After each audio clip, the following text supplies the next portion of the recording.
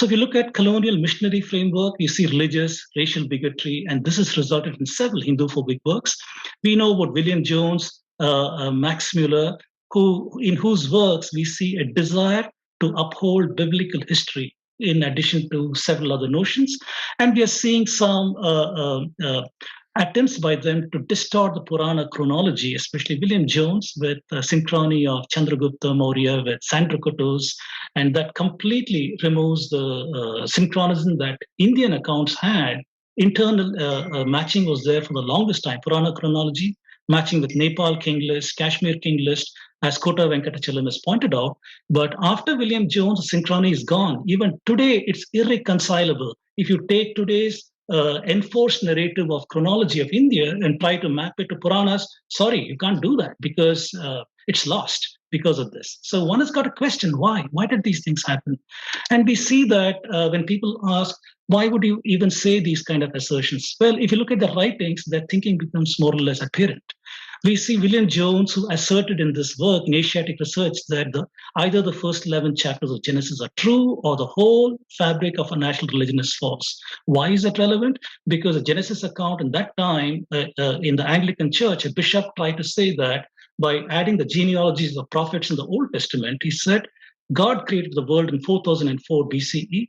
God destroyed the world in Noah's flood in 3000 BCE, and nothing could have survived that flood event except the progeny of Noah, which is Japheth, Shem, and Ham. So all these races they saw on Earth were the progeny of Noah's sons, basically. So by asserting this, he's trying to state that he cannot accept the deep chronology seen in the Puranas. Puranas have got a genealogy going back to great antiquity. And the question is, if God created the world 4004 BC, how can Indians have this deep chronology? So they took it on themselves to think that Indians are wrong, and they started correcting all of these things.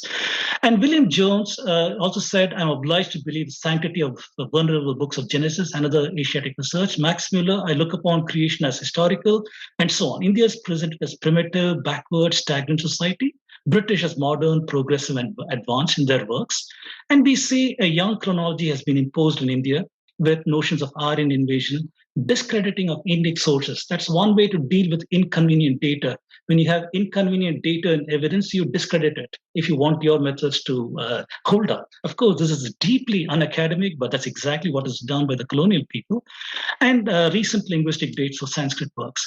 Max Mueller, letter to his wife, he observes the same thing. He says that his translation of the Veda will tell to a great extent fate of India and the growth of millions of souls in that country. It is the root of the religion. To show them what the truth is the only way of uprooting all that has sprung from it for the last 3,000 years. So in these writings, it's clear that the lens they came with and the prejudices they came with has impacted some of their works. They were followed by people like Risley, who were anthropologists at that time, using discredited craniometrics and other such discredited methods. He saw this many races in India, and the methodology he used was trying to see the width and the height of the nose to try and classify the ratio of that to classify different races. He was also census commissioner in India. He entrenched the notion of caste, importing the Portuguese casta. He took the fluid Jati Varna system in India and he enforced this caste. And since then, we have seen so many problems in India because of some of these assertions. But this is what he saw.